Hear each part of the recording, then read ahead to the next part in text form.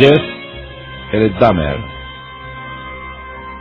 el carnicero de Wisconsin, el carnicero de Milwaukee. Cada uno utilizaba el apelativo que más quería. Pero fue desde luego una de las bestias más horribles que ha dado la humanidad. Desprovisto de sentimientos, desarraigado de todo, sin raíces, sin costumbres, sin tradición, obsesionado por determinadas imágenes. La mente de Jeff es sin duda alguna la más problemática en toda la historia de la humanidad. Menos mal que alguien le supo parar a tiempo, o mejor dicho, menos mal que alguien se supo escapar a tiempo y denunciar aquella situación. Vamos a rememorar su historia en 2 entregas, 2 minuciosas entregas, porque estas historias, y que se me entienda bien, estas historias hay que saborearlas.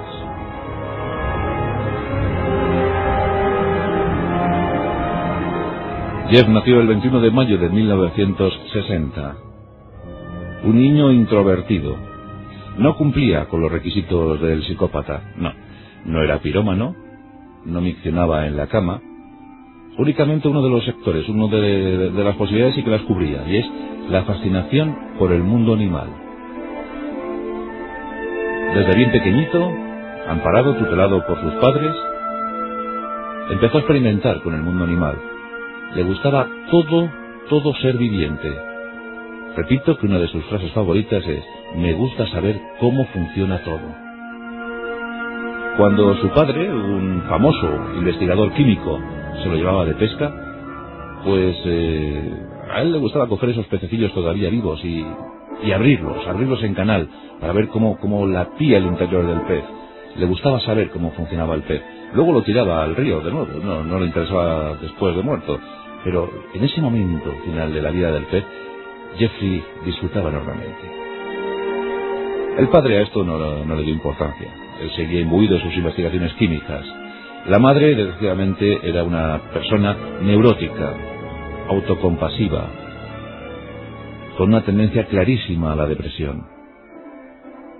La madre se dejó llevar por el alcohol, por las drogas, y acabó sus días en una cama. Pasó una larguísima temporada en la cama hasta que finalizó.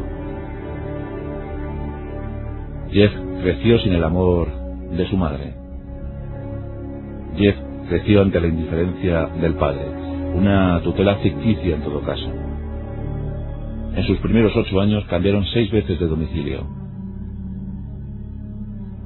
Y en 1968 llegaron a Ohio.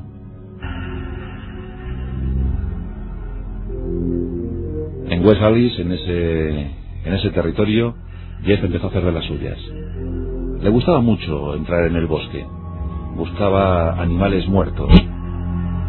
Ranas, sapos, culebras, pajarillos. Animales que iban además siendo atropellados en una carretera cercana. A él le gustaba ir a recoger esos cadáveres. Le gustaba recoger esos cuerpos. Una vez recogidos, los llevaba a su rincón secreto del bosque. Y allí dejaba que se pudrieran. Cuando llegaba el momento de la pudrición, recogía los restos y los llevaba a su cuarto. En el sótano de la casa nadie sospechaba lo que se estaba gestando. Allí Jeffrey experimentaba, tenía tan solo 8 o 10 años, pero tan joven ya experimentaba con la vida y con la muerte. Su afición, su auténtica pasión, blanquear huesos de animales. Seguro que todos os acordáis de un relato de Stephen King llamado Cementerio de Animales. Pues Jeffrey creó el suyo propio. Lo que más le gustaba era colocar los cráneos encima de las tumbas donde dejaba los restos. Mientras tanto seguía coleccionando huesecillos. Tenía de todos los tipos, de todos los calibres, de todos los tamaños. También cogía insectos, mariposas y los metía en formol.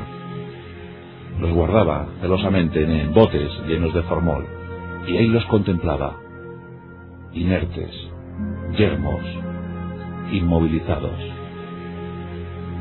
¿Cómo disfrutaba Jeffrey? Sus tonterías, él lo llamaba así, sus tonterías. Pero era lo único, era su única salida, su único escape. Cuando tiene tan solo 14 o 15 años, se encuentra aislado. En el instituto le consideran un tonto, así como suena, el tonto de la clase. Cuando el profesor le pregunta, empieza a balar como una oveja. Empieza a emitir los sonidos propios de animales que él conoce, que él quiere. Bala como una oveja. Emite gruñidos como los animales. Aúlla como los lobos. Hace tonterías como el niño. Los compañeros le rehuyen. No quieren saber nada acerca de una posible amistad. Jeffrey, cada vez más introvertido, empieza a sumergirse en un mundo profundo, oscuro, cavernario. Y empieza a contactar con imágenes insospechadas. Imágenes que se muestran ante él en sus sueños. Imágenes de hombres. Hombres desnudos. Se fija con insistencia en el torso desnudo de esos hombres. Es un sueño provocativo. Es un sueño que acude cada madrugada a su cita fiel. Jeffrey empieza a obsesionarse con el torso desnudo de los hombres. Y elabora sus primeras fantasías sexuales. Dicen sus biógrafos que en ese momento se masturbaba 3 veces al día. Era una vía de escape. Empezaba a estar atormentado. Sus padres no se percataban de nada. Demasiado tenían ya con lo que tenían. La madre, postrada en la cama, no quería saber nada de su familia. El padre, ensimismado en sus investigaciones químicas, pues estaba a punto de dejarles, a punto de abandonar. El padre ya no soportaba aquella situación, no se comunicaba con su hijo. Apenas emitían alguna palabra en 1 o 2 semanas. Jeffrey iba al colegio como un auténtico zombie. En ese tiempo le fascinaba la visión de los acuarios. Le gustaba mucho ver acuarios, el movimiento de los peces, y uno, sobre todo, el pez globo. El pez globo le fascinaba.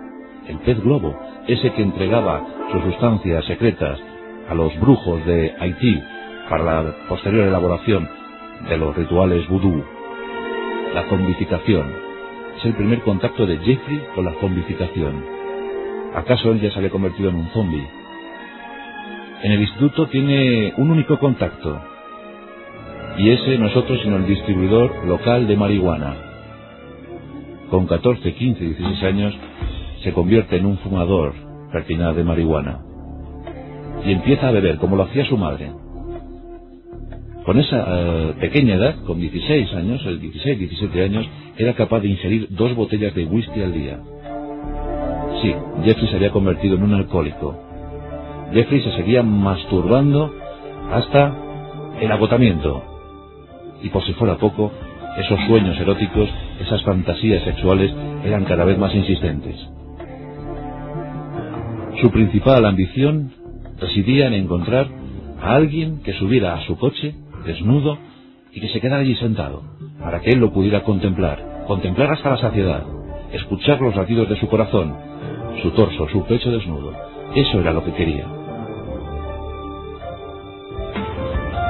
Jeffrey era un chico atormentado, como podéis observar. Ya os digo que no le gustaba hacer nada, no disfrutaba con nada, no leía un libro, era casi un analfabeto. Nadie se interesaba por lo que le ocurría. Su padre se fue de casa y él estaba desolado y cada vez más perdido, más sumergido en ese mundo interior. En una ocasión comenzó a gestarse la tragedia. Nos encontramos en 1978. Jeffrey acaba de cumplir 18 años. Stephen Hinch visitaba bueno, deambulaba por el país. Era autoestopista, hacía autostop. Y aquel día de junio hacía mucho calor, demasiado calor. Stephen se quitó la camisa, cogió una carretera y mostraba su dedo pulgar a todos los conductores que pasaban, a los escasos conductores que pasaban. La mala suerte quiso que uno de esos conductores fuera Jeffrey Dahmer. Jeffrey no daba crédito a lo que estaba viendo, no daba crédito a lo que estaba ocurriendo. Su máxima fantasía sexual se mostraba ante él. Un chico bien parecido, con el torso desnudo, haciendo autostop, y él allí, como auténtico protagonista, como grandes testigo de lo que iba a acontecer. Previamente a esta cita con el autoestopista, cuando tenía 17 años, ya había intentado matar. Ya su mente le había empujado a matar. Él estaba enamorado, secretamente, de un joven de 18 años que hacía footing cerca de su urbanización. Estaba fascinado por la visión del joven. Y un día decidió quedarse con él. Pero sí, como suena, quedarse con él. Quedarse con su cuerpo. Él ya no soportaba más tanta fantasía intangible. Así que cogió un bate y le estuvo esperando pacientemente toda la tarde. Afortunadamente, aquel chico de 18 años no pasó por allí. Se salvó. Se salvó del primer golpe, el primer golpe asesino de Jeffrey Dahmer. Pero en este año de 1978, Stephen Hicks no iba a tener tanta suerte como aquel corredor de fondo. Jeffrey paró el coche, situó el intermitente, y Stephen subió, pues complacido porque alguien había parado en esa tarde tan calurosa. Jeffrey entabló una ligera conversación con Stephen. Entendió que Stephen tenía algo de hambre y le invitó a su casa. En ese tiempo no había nadie en casa. Jeffrey podría hacer de las suyas. Stephen Hicks, azuzado por el hambre, pues sí, accedió. Aceptó la invitación y llegó a casa de Jeffrey. Sin mediar palabra, sin argumentar nada, sin justificación previa, Jeffrey tomó un arma contundente, una piedra enorme, y aplastó el cráneo de Stephen. Fue su primera víctima mortal. Jeffrey quedó extasiado ante la visión. Lo que había hecho le había saciado, sí, pero también le había provocado un sentimiento de culpa. Nunca se había enfrentado así a la muerte. Hasta entonces, animales muertos, cadáveres ya. No había matado, se supone que no había matado a ningún animal. Simplemente se había dedicado a recoger cadáveres. Pero ahora él había provocado uno, su primer cadáver, su primera muerte, su primera víctima. Después de haber machacado el cráneo del pobre Stephen, cogió un arma cortante y desde el cuello hasta la ingle le abrió de un tajo. La visión ante él fue espléndida, según afirmó años más tarde. Todo el interior de Stephen se ofrecía ante Jeffrey. Los intestinos, el corazón, los pulmones, los riñones, todo estaba ante él. Era suyo, era de su propiedad. Por fin había encontrado la solución. Sí, todo aquel que permaneciera inmóvil ante él, sí, ese sería su amigo. Con ese podría compartir secretos, ambiciones, sueños. Sí, pero debía estar inmóvil. Y Stephen lo estaba. Poseyó a Stephen. Se masturbó ante él. Y después, posiblemente horrorizado por lo que había hecho, recogió algunos restos y los hizo desaparecer en el bosque, en su bosque secreto. El horror no le impidió coger huesos de Stephen y blanquearlos con lejía. Fueron los primeros huesos de su colección, los de Stephen Hicks. Ese año de 1978 marcaría el inicio de la tragedia para otros tantos jóvenes, preferentemente negros y asiáticos. Eran del gusto de Jeffrey. Pero Jeffrey seguía atormentado. Estaba muy preocupado porque impulsos interiores le obligaban a mostrarse públicamente, a hacer exhibición pública de sus partes pudendas.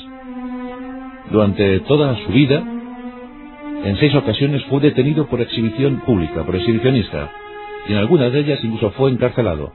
En otras fue sometido a examen psicológico, además un examen que dejó mucha preocupación en la mente de los psiquiatras que le examinaron. Pero bueno, en ese año 78 nadie preguntó por Stephen, nadie sospechó nada.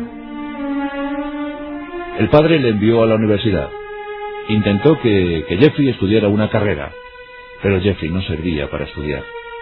Jeffrey era un personaje completamente anulado por su circunstancia interior. En la universidad tampoco hizo amigos, todos le rechazaban. Además, su aspecto desaliñado, incluso maloliente, provocaba la huida de todos. Huelga comentar que ni siquiera tuvo amantes, ni siquiera tuvo amigos o amigas, ni siquiera tuvo un profesor que le aconsejara. Todos huían, acaso tapándose la nariz. En su zona de recreo, su zona de estancia, le gustaba acumular muebles en un solo punto. Y su diversión favorita radicaba en lanzar pizzas contra la pared. Le gustaba ver las imágenes provocadas por estas pizzas estampadas contra la pared. Era lo que más le gustaba, era lo que más le divertía. Encargar una pizza y después no comerse, sino lanzarla contra la pared. ¡Qué hermosas imágenes! ¿Por qué no puedo ser fotógrafo? Sí, Jeffrey empezó a experimentar con la fotografía. ¿Y por qué? Además de la pizza estimulante, pues encontró refugio en las revistas pornográficas. Revistas, como es obvio, masculinas. Ni siquiera se detenía en la personalidad de los mozalbetes que allí aparecían, no, solo se fijaba en sus pechos, en su torso desnudo, esos torsos que tanto le estimulaban, que tanto le motivaban. Era su auténtica pasión. Pero él no los quería en movimiento, él los quería como en las fotos. Él los quería ahí, detenidos, parados, para que él pudiera hacer lo que quisiera. No los quería moviéndose o que le preguntaran o que hablaran, no, eso le aturullaba, eso le desconcertaba, no quería que nadie le hablara. No lo podía soportar. Es mejor que estuvieran quietos. Él quería que todo el mundo estuviera quieto. Por supuesto fracasó en la universidad. Le devolvieron a su casa. Y el padre, pues siempre deseando quitárselo de en medio, le obligó a apuntarse al ejército. La recluta, casi forzosa, le hizo estar 3 años en el ejército norteamericano. El padre pensaba que de esa manera se podría alejar del alcohol. Con 18 años, Jeffrey era un auténtico alcohólico, se lo bebía todo. Pero amigos, en el ejército el alcohol estaba a mitad de precio. Fue a Alemania, ahí también encontró una diversión, y es beber hasta perder el control, beber hasta quedar absolutamente groggy. Cuando se despertaba seguía bebiendo, así pasaba el fin de semana. Era la única diversión, el único hobby que tenía Jeffrey Dahmer. En el año 81 le devolvieron a casa. Después de 3 años, le había sido suficiente. Y se fue a vivir con su abuela. Su abuela vivía en Wisconsin. Vivía en Westlake de Wisconsin, en el 4480. Y la abuela era un ser pacífico, era un ser tranquilo. Jeffrey encontró trabajo en una fábrica de chocolates, la Ambrosía de Wisconsin, así se llamaba. Ahí aprendió a hacer dulces, chocolatinas. Luego esto lo pondría en práctica en su casa, con sus víctimas. Le vamos a dejar en la biblioteca pública de Wisconsin. Allí recibe una nota. Él procura alejarse del alcohol, incluso se aferra a la religión, se aferra a la Biblia, va a misa. Quiere alejarse de todo eso, sabe que su mente está demasiado atormentada, tiene 21 años y no ha hecho nada, no ha conseguido nada en su vida. Y va a la biblioteca, intenta leer, pero un día recibe una nota. Si subes a la segunda planta donde están los servicios, te haré una felación. Esa es la nota anónima. En ese momento se cayó todo el barniz protector de Jeffrey Dahmer. Sí, una nota homosexual provocó el estallido. Esa nota obligó a Jeffrey a masturbarse más que nunca, 4, 5, 6 veces al día. Estaba sumamente agotado, pero iba a iniciarse una carrera de horror. Esa misma semana robó un maniquí en unos grandes almacenes. Fue su primer amante. Con él se estuvo acostando durante tiempo. Un maniquí de unos grandes almacenes. Era su primer amante. No faltarían otros de carne y hueso. Será la segunda entrega de nuestra historia, El carnicero de Milwaukee, Jeffrey Dahmer, una mente ciertamente atormentada.